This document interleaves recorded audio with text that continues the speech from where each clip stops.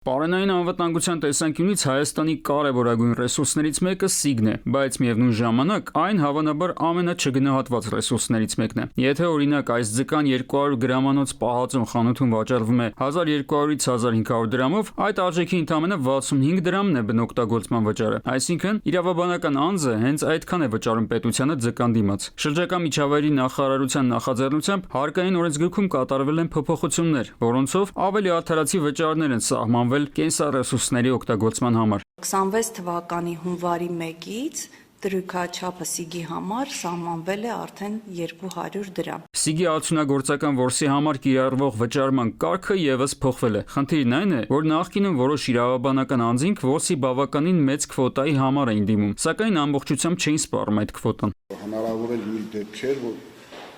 որևէ տնտեսվարող սուբյեկտ վերցնի մեծ քանակությամբ եւ պայմանագիր կնքի նախարարության հետ այդ չափականատով եւ փաստացի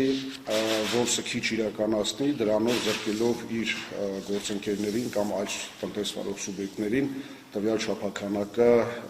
քիչ օգտագործելու կամ ընդհանրապես չօգտագործելու համար։ Այս փոփոխության նպատակը ռեսուրսի, այս դեպքում սիգի արդարացի բաշխումն է։ Այսինքն, եթե 1 տոննայի որսի թուղթ վերցնես, այդքան էլ վճարելու ես եւ չես կարող տարեվերջին հայտնել, որ 100 կիլոգրամ ես որսացել եւ վճարես 100 կիլոգրամի դիմաց։ Իսկ ինչպես է որոշվում ընդհանրապես, լճում կա բավականին պաշար նման որսի համար։ Ընթացակարգն այսպիսին է. յուրաքանչյուր տարի, երբ Գիտությունների ազգային ակադեմիան ներկայացնում է հաշվառման աշխատանքները, հետազոտությունների արդյունքները եւ արդյունագործական սիգի չափաքանակները, նախարարությունը հայտերի ընդունման մասին հայտարարություն է անում։ Այդ ընթացքում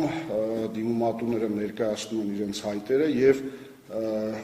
յուրաքանչյուր հայտատուին չափականակը հասնում է ըստ իր կողմից ներկայացված ձկնորսների քանակի։ Իդեպ, արդյունագործական որսով չեն կարող զբաղվել անհատները, ֆիզիկական անձինք։ Դիմումատուն պետք է լինի կամ իրավաբանական անձ կամ անհատ ձեռնարկատեր։ Փոփոխություններից մեկն էլ այն է, որ վերջին 2-3 տարիներին մի քանի փուլով է իրականացվում քվոտաների բաշխումը։ Օրինակ 2025-ին 2-3 անգամ է հատկացվել սիգի որսի քվոտա։ Նոյեմբերի 20-ին որսն ամբողջությամբ դադարեցվելու է, մինչև փետրվար, եւ համապատասխան մարմիններն անցնելու են ուժեղացված հսկողության։ Լճում առկա է շուրջ 1550 տոննա արդյունագործական չափի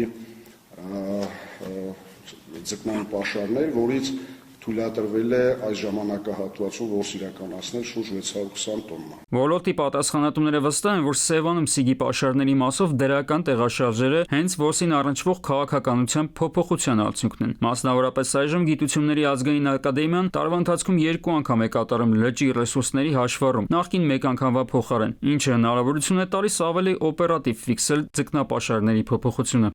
Արմեն Աթելյան, ժամը լրատվական։